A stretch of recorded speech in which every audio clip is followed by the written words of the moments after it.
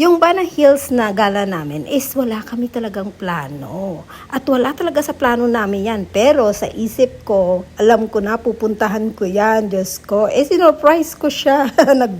Nagplano ako. Sabi ko, next day, Bana Hills tayo. Siyempre ako ang boss. So, wala siyang magawa.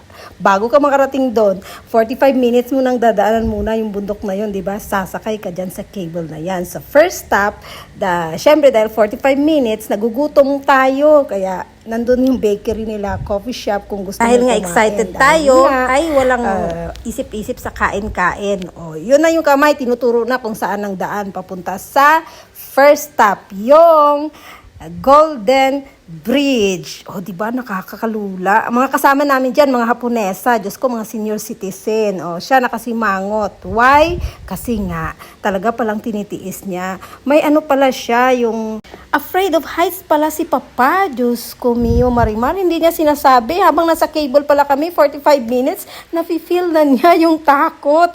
Nung pumunta na kami dyan sa Golden Bridge, yan yung Golden Bridge, di ba? Napakaganda, pero sa katotohanan, ang daming tao nakakahilo. At Diyos ko, talagang siksikan pag tanghali na. Kaya talagang hindi ka makakakuha ng magandang spot sa photography mo. Madalian lang tayo doon at kalahati lang kasi ng bridge ang nilakad at bumalik. Bakit? Dahil nanginginig na ang paa ni Briton, o di ba, military, nanginginig.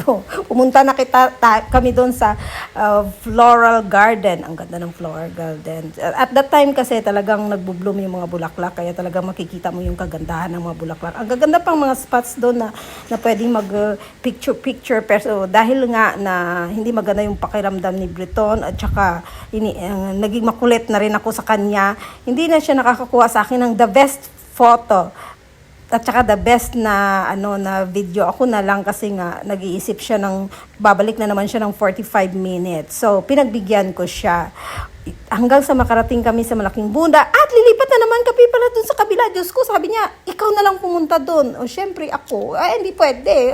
Mamaoy ako pag hindi kita kasama. Hindi ko talaga siya iniwan. Sumakay na naman kami. Pero sandali lang siya, 15 minutes lang siguro na cable. So, alam mo na kasi mangot siya talaga. Diyos ko. Sabi ko, hindi, pupunta tayo doon kasi nga, may may stub tayo ng beer. May beer doon. Nadala sa beer, di ba? Yun talaga yung tuktok, yung pinakamataas talaga yun sa kabila na yan, o di ba? Nakasimangot ang buka, pero wala, kasi mahal niya ako, kaya talagang sinusunod na lang niya, o di ba? Nakarating kami doon, ang dami pwedeng pero limited lang, hindi na ako masyadong picture kasi iniisip ko na lang yung pakiramdam niya, kasi syempre pag love mo yung tao, iniisip mo na lang yung sitwasyon niya, doon na kami sa pinakatuktok talaga, at yan talaga yung French. Kasi yan siya French design ng mga building diyan.